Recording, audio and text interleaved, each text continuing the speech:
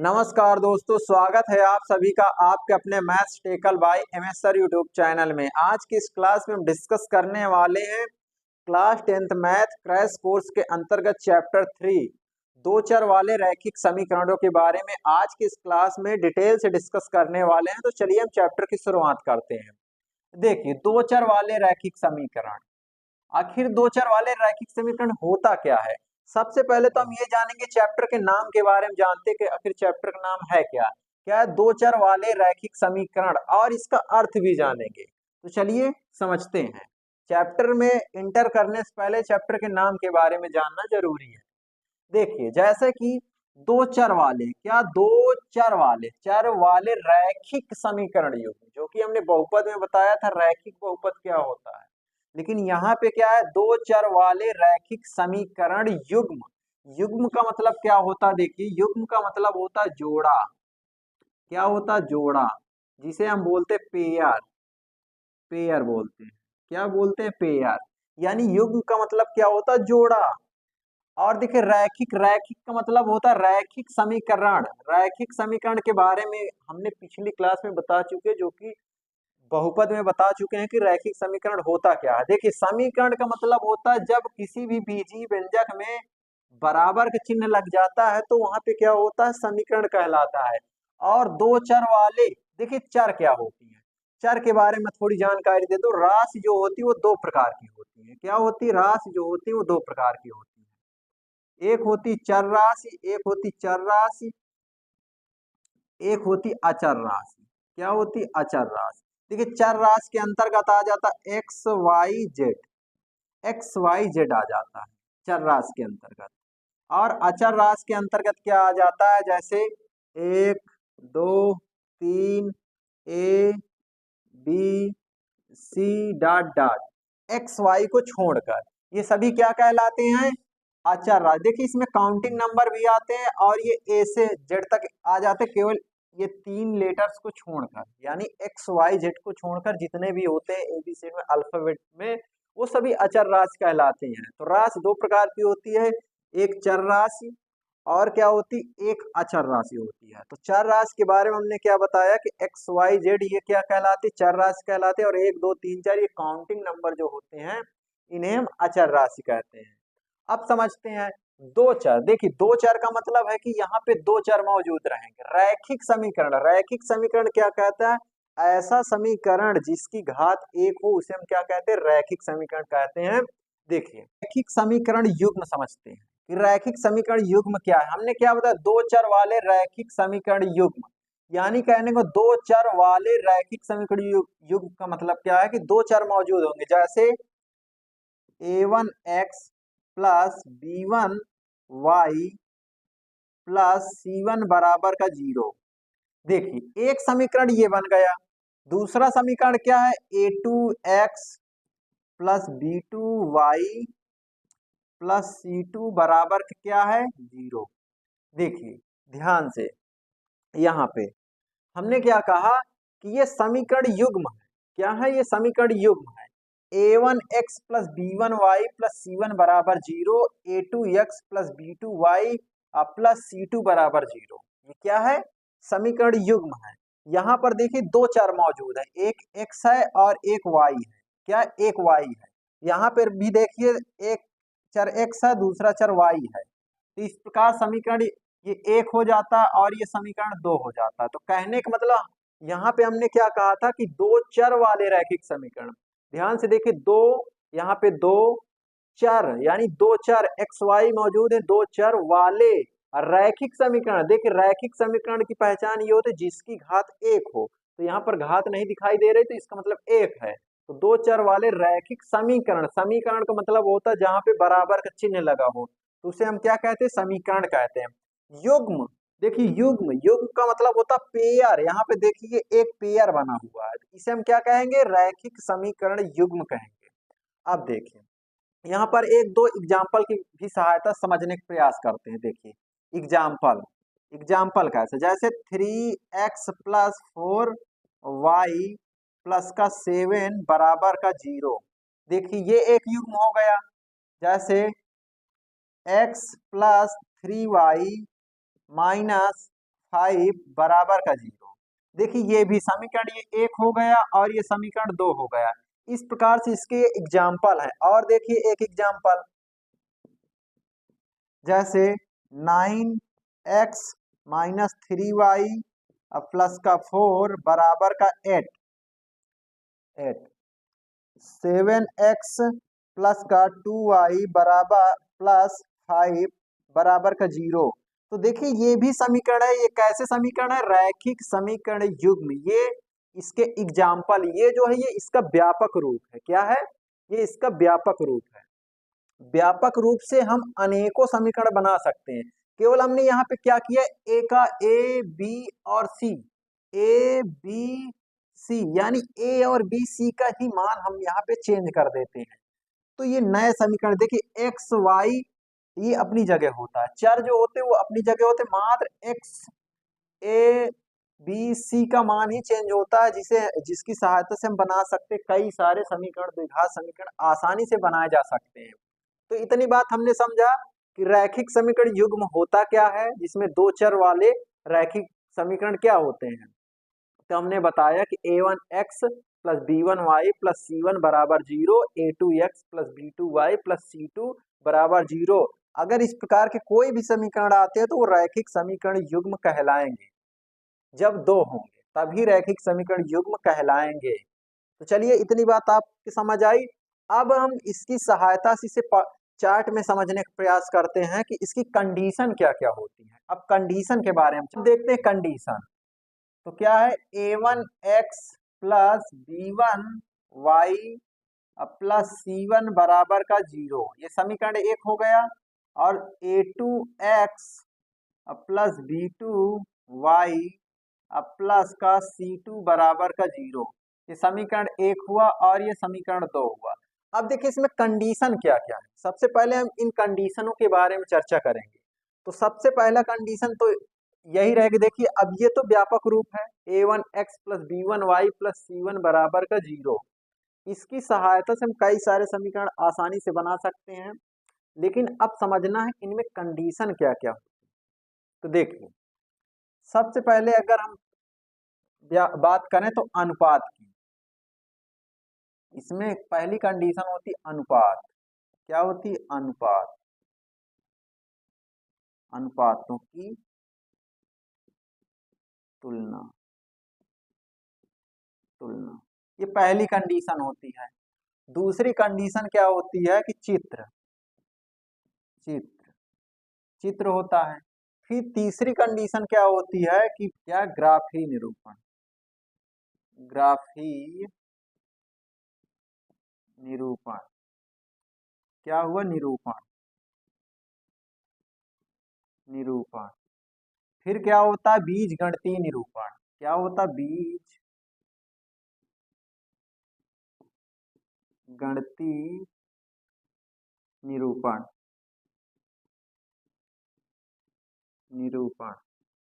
फिर इसके बाद क्या होता है? बीज गणितीय निरूपण के बाद संगत असंगत, संगत असंगत। देखिए ये एक चार्ट है। अगर इस चार्ट के बारे में आप समझ लेते हैं तो कोई भी सवाल होगा, इस चार्ट के बाहर कोई भी सवाल नहीं जाएगा। बहुत ही आसान व बहुत ही सरल तरीके से मैं बताऊंगा। अगर आपको ये चार्ट बहुत आसान तरीके से अगर आप समझ लेते हैं तो आप कोई भी सवाल इसमें होगा बहुत ही आसान तरीके, सब एक जगह सीख पाएंगे। जो अलग अलग सीखते हैं संगत असंगत के बारे में, यहाँ पे ही एक चार्ट में ही सब चीजें सीख लेंगे। देख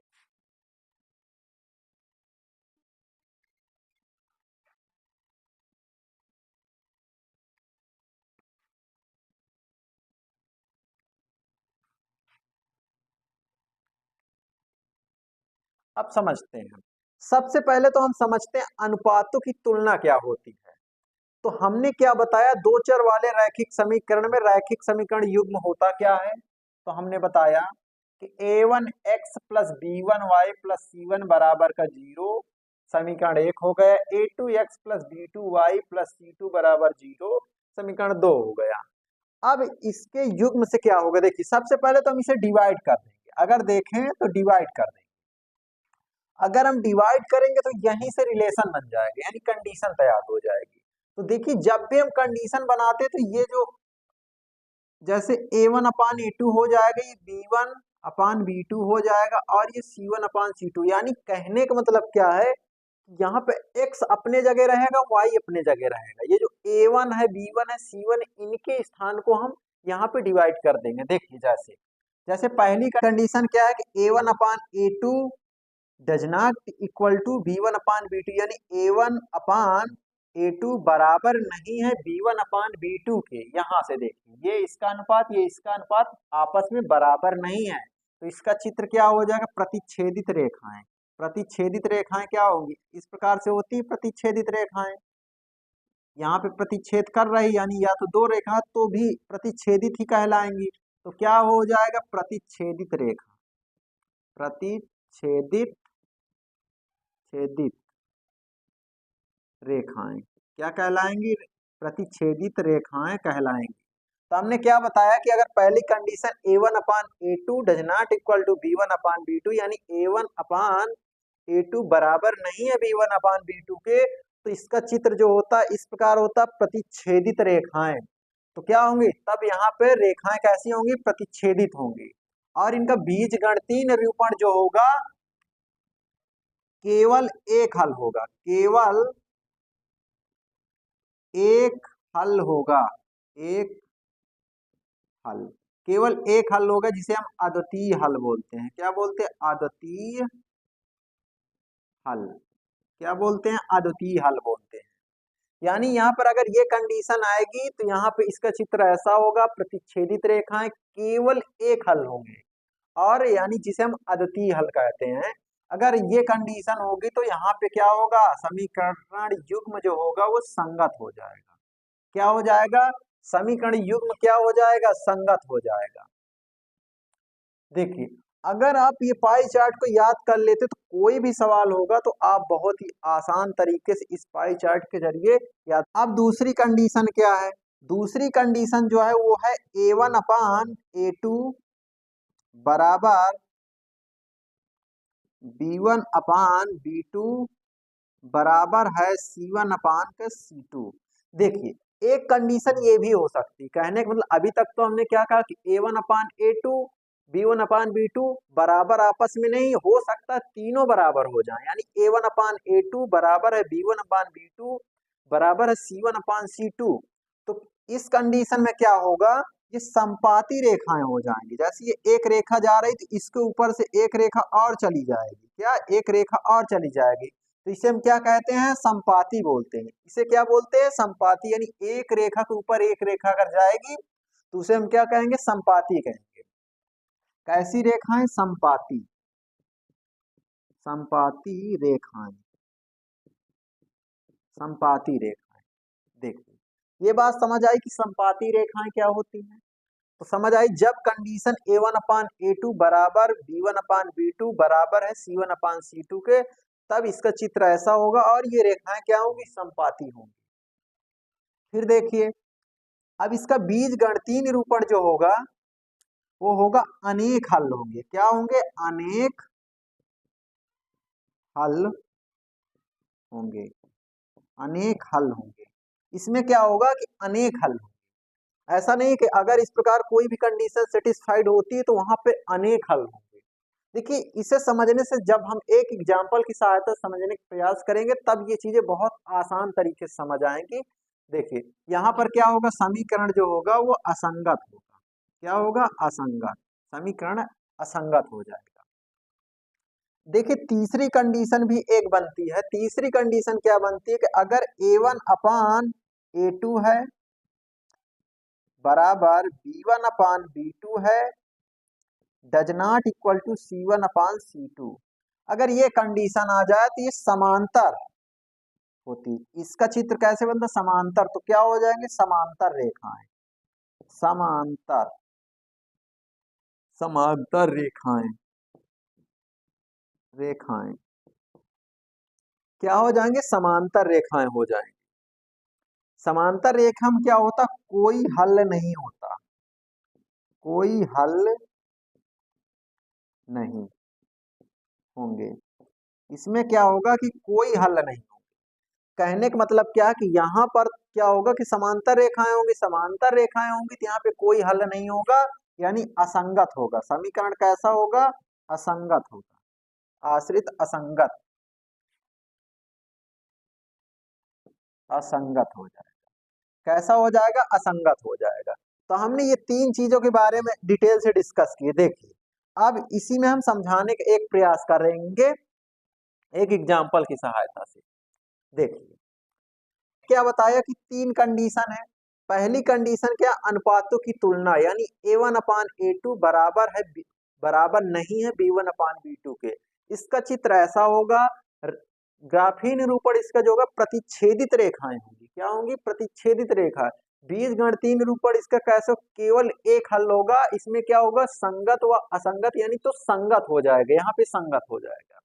अगर ये कंडीशन आती A1/A2 बराबर है B1/B2 बराबर C1/C2, तो ये संपाती रेखाएं कहलाती है, यानी एक के ऊपर एक रेखा रहेगी जिसके हम अनेक हल होंगे। और असंगत समीकरण क्या होगा? असंगत होगा। अगर ये कंडीशन आती A1/A2 बराबर है B1/B2, तीसरा जो है C1/C2 ये बराबर नहीं है, तो क्या बन जाएगा? समांतर रेखाएं होंगी जिसमें कि कोई हल नहीं होंगे, यानी असंगत कहलाएगा। अब देखिए एक एग्जाम्पल की सहायता से समझने का प्रयास करते हैं। एग्जाम्पल नंबर 1, जैसे 2x+4y माइनस का 3 बराबर का 0 है और 6x+7y प्लस का 4 बराबर का 0 है। अब देखिए ये समीकरण 1 है और ये समीकरण 2 है। इसमें हमें ये बताना है कि ये इसमें रेखाएं कैसी हैं। ये समीकरण में रेखाएं संगत हैं, रेखाएं जो है प्रतिच्छेदित करती हैं, कि संपाती हैं, कि समांतर है, इसके बारे में हमें बताना है। तो देखिए और संगत नंबर 1, इस क्वेश्चन में क्या है? ये दो रैखिक समीकरण युग्म दिए हुए हैं। इसमें हमें ये बताना है कि रेखाएं प्रतिच्छेदित करती हैं, प्रतिच्छेदित रेखाएं रेखाएं या संपाती संपाती रेखाएं रेखाएं या समांतर रेखाएं समांतर रेखाएं रेखाएं इनके बारे में बताना है। देखिए ये प्रश्न है, यानी दो चर वाले रैखिक समीकरण दिया हुआ है, हमें इसमें ये बताना है रेखाएं प्रतिच्छेदित करती हैं, संपाती हैं या समांतर है, इसके बारे में बताना है। तो सबसे पहले करेंगे क्या? A1/A2 बराबर A1/A2 B1/B2 कामा C1/C2 से तुलना करने पर तुलना करने पर करने पर कहने का मतलब क्या है? समीकरण 1 व 2 से समीकरण 1 व समीकरण 2 से A1/A2 B1/B2 C1/C2 से तुलना करने पर। देखिए अब तुलना कैसे करेंगे? देखिए हम जानते हैं कि व्यापक रूप में x के बगल वाला A1 होता है और y के बगल वाला B1 होता है और C1 होता है। जस्ट दूसरे में क्या होता है? A2 B2 C2 होता है। तो सबसे पहले अनुपात की तुलना करेंगे तो क्या? 2 ये बटे वाला कर लेंगे 6, फिर कामा लगाएंगे, फिर B1, देखिए B1 क्या है? B1 दिया है 4/7 कर देंगे क्योंकि नीचे वाला, फिर इनका अनुपात ले लेंगे, कामा माइनस का क्या? 3/4 कर लेंगे। इस प्रकार से ये करेंगे। फिर इसे करने के बाद क्या होगा कि इन्हें देखेंगे कंडीशन क्या कर रहा है। देखिए जैसे इसे काटेंगे 2/6 आ जाएगा, 2/6 आ जाएगा, ये यही रहेगा। यानी कहने का मतलब क्या हुआ कि 1/3 डज नॉट 4/7, यानी कहने को ये कंडीशन हो रहा है 1/3 बराबर नहीं है 4/7 के। चूंकि चूंकि A1/A2 does not equal to B1/B2 के रूप का है, इस रूप का है, तो अतः अतः अतः यह रेखाएं प्रतिच्छेदित करती हैं, प्रतिच्छेदित प्रतिच्छेदित करती हैं। तो कहने का मतलब इस प्रकार से कि सबसे पहला काम इसमें हमें देखना है, फिर इसमें हमें तुलना करनी है A1 अपान A2 कामा B1 अपान B2 अपान C1 अपान C2 से तुलना करने पर इसे काट पीट करेंगे, काटने पीटने के बाद देखेंगे ये बराबर है या नहीं है। तो 1/3 डज नॉट इक्वल टू 4/7, यानी 1/3 जो है बराबर नहीं है 4/7 के। तो इस प्रकार से चूंकि A1 upon A2 does not equal to B1 upon B2 के रूप का है, इसलिए या अतः यह रेखाएं प्रतिच्छेदित करती हैं। अगर आपसे यहाँ पे कह दिया जाता संगत असंगत बताइए, अगर आपसे कह दिया जाता कि यहाँ पर संगत है या असंगत है, तो यहाँ पर क्या बताते, तो यहाँ पर हम संगत बता देते। क्या बता देते? संगत बता देते। यहाँ पे क्या हो जाता? संगत हो जाता। इस प्रकार से कोई भी अगर प्रश्न दिया रहेगा तो आपको इसी प्रकार से हल करना है। देखिए दोस्तों, ये प्रश्न दूसरा कह रहा है इस प्रकार के प्रश्न पूछे जाएंगे जिसमें कि दिया हुआ कह रहा अनुपातों A1 अपान A2 कामा B1 अपान B2 और C1 अपान C2 की तुलना कर ज्ञात कीजिए कि निम्न समीकरण युग्म द्वारा निरूपित रेखाएं एक बिंदु पर प्रतिच्छेदित करती हैं, समांतर संपाती हैं। यानी कहने को मतलब 3 कंडीशन दी। पहली बात तो प्रतिच्छेदित करती हैं, या तो कि समांतर है या तो संपाती हैं। तो हमें इसमें बताना है कि रेखाएं एक बिंदु पर प्रतिच्छेदित करती हैं कि समांतर है कि संपाती है। तो हमने क्या बताया, इसे करना क्या है, सबसे पहले क्या करना है कि देखिए अनुपातों A1 अपान A2 कामा B1 अपान B2 कामा C1 अपान C2 से तुलना करने पर, क्या तुलना करने पर, अब देखिए सबसे पहले तुलना करेंगे। देखिए तुलना करने में क्या होता है, इन्हीं को बटे कर देते हैं। ये जो होता है नंबर, इन्हीं को क्या कर देते हैं, बटे कर देते हैं। यानी 5 बटे क्या आ जाएगा, 7 आ जाएगा। और क्या, कामा -4 बटे क्या आ जाएगा, ये 6 आ जाएगा। और कामा सी का मान क्या है, 8 बटे क्या आ जाएगा, 9 आ जाएगा माइनस का। अब देखिए अब क्या करेंगे, अब करने के बाद हम सबसे पहले ये तुलना हमने किया, तो देखिए 5/7 और 4/4, यानी 5/7 बराबर नहीं है -4/6 के।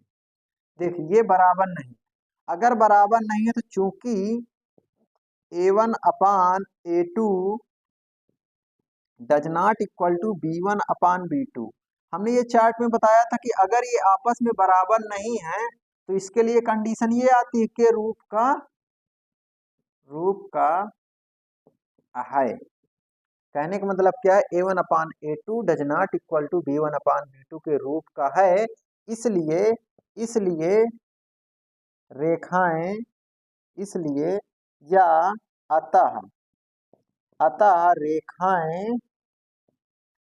रेखाएं प्रतिच्छेदित करती हैं। क्या प्रतिच्छेदित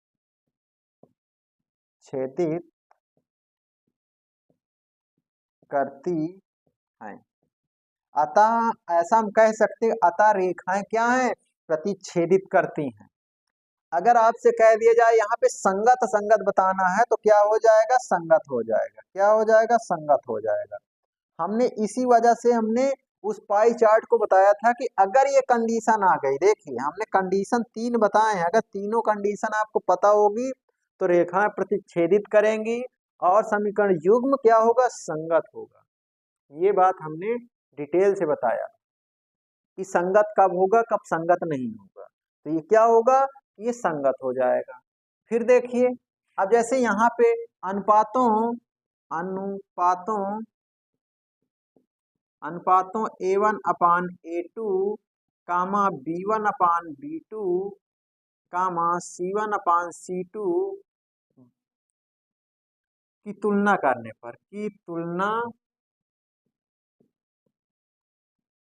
करने पर देखिए सबसे पहले तुलना करते हैं, तो हमने क्या कहा, इन्हें बटे कर लो। ये जो आगे वाले नंबर होते हैं इन्हें, अगर आगे इसके नहीं है तो इसका मतलब 1 है, तो यहाँ पे देखो 6 बट्टे क्या करोगे, 2 करोगे, कामा -3 बट्टे -1 करोगे, और कामा 10 बट्टे 9 करोगे, ये आएगा। अब इसे काटेंगे तो क्या आएगा, 3 आ जाएगा, इसे काटेंगे माइनस माइनस से कट जाएगी, ये भी 3 बार चला जाएगा। तो देखिए ये तो नहीं कटेगा, तो 3 3 कामा 10 बट्टे 9 आएगा।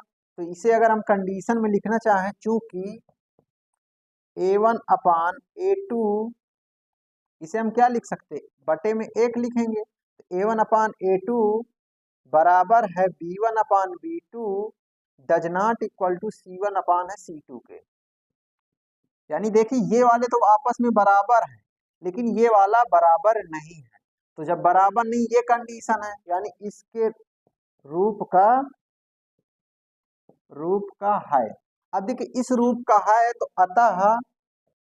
अतः समीकरण युग्म क्या हो जाएगा, इसमें हम बताए थे कि संपाती हो जाएगा। क्या हो जाएगा, संपाती होगा। क्या होगा, संपाती होगा। अगर आपसे कह दिया जो समीकरण युग्म कैसा होगा, संपाती होगा, और ये असंगत होगा, असंगत होगा। तो हमने ये चीज बताया था बहुत ही डिटेल से। अगर आपको चार्ट पता है तो आप बहुत ही आसान तरीके से ज्ञात कर सकते हैं, और 2-4 एग्जाम्पल की सहायता से समझने का प्रयास करते हैं। अब देखिए तीसरा प्रश्न कह रहा, अनुपात A1 अपान A2 कामा B1 अपान B2 और कामा और C1 अपान C2 की तुलना कर ज्ञात कीजिए कि निम्नलिखित समीकरण युग्म संगत है या असंगत है। हमें ये बताना इस प्रश्न में। तो कैसे करेंगे, देखिए सबसे पहले इसे हम 0 के बराबर करके लिख लेंगे। तो कैसे लिखेंगे, तो इसे हम इस प्रकार से लिखेंगे कि 3x माइनस 2i माइनस का 5 बराबर 0 आ जाएगा। क्योंकि देखिए हमने क्या कहा कि जैसे ये लिखा है, तो इसे अगर आगे लिखेंगे तो क्या लिखेंगे, 3x माइनस का 2i, ये 5 इस पार लाएंगे तो माइनस का 5 आ जाएगा बराबर का 0, और इसे आगे करेंगे तो क्या आएगा, ये 2x माइनस का 3y, और ये 7 इस पार आएगा तो माइनस का 7 बराबर का 0, इस प्रकार से आ जाएगा। अब तुलना यहाँ से करनी है, तो कैसे करेंगे, देख सबसे पहला काम करना क्या है कि सबसे पहला काम तुलना करना है अनुपातों। देखिए अनुपातों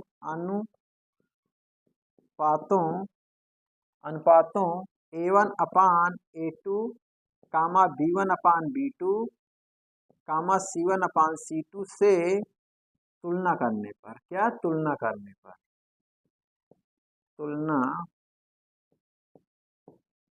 करने पर। अब देखिए तुलना करने पर, तो तुलना यही होगा, ये इनका अनुपात हो जाएगा नंबर वाला, तो क्या आ जाएगा, 3/2 आएगा, कामा माइनस का 2 बट्टे -3 आ जाएगा, -3 आ जाएगा, और कामा -5/-7 आ जाएगा। देखिए माइनस से माइनस कट जाएगा, पहली बात।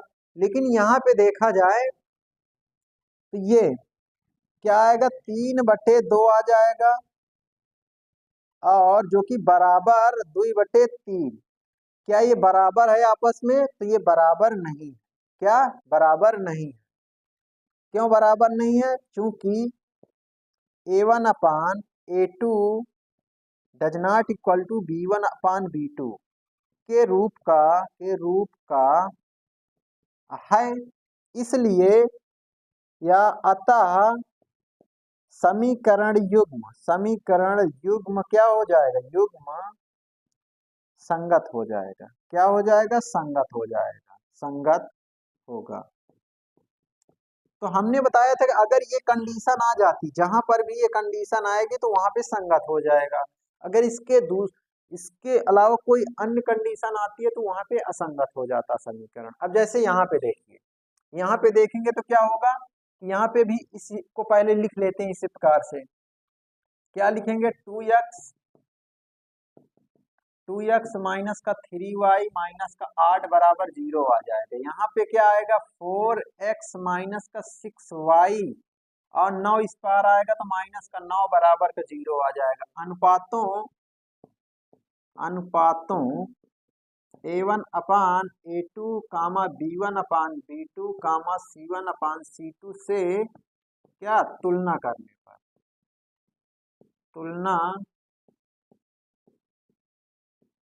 पर अब देखिए तुलना कर दीजिए। तुलना में क्या बताए, इनका अनुपात ले लेना आपस में। तो देखिए जैसे दो अपान क्या आएगा 4 कामा माइनस 3 अपान माइनस का 6 और माइनस 8 अपान माइनस का 9। अब देखिए माइनस माइनस कट जाएगा। अब देखिए इसे काटेंगे 2 आएगा, इसे काटेंगे तो 3 आ जाएगा, वो 2 आएगा यानी 1/2 कामा 1/2 कामा 8/9। तो देखिए ये आपस में बराबर है। ये क्या है, बराबर है। अगर ध्यान देखिए ये बराबर है, लेकिन ये वाला बराबर नहीं। जब बराबर नहीं है तो क्या है, चूंकि a1 अपान a2 बराबर है b1 upon b2 does not equal to c1 upon c2 यानी बराबर नहीं है, के रूप का है। अगर इस रूप का है तो अतः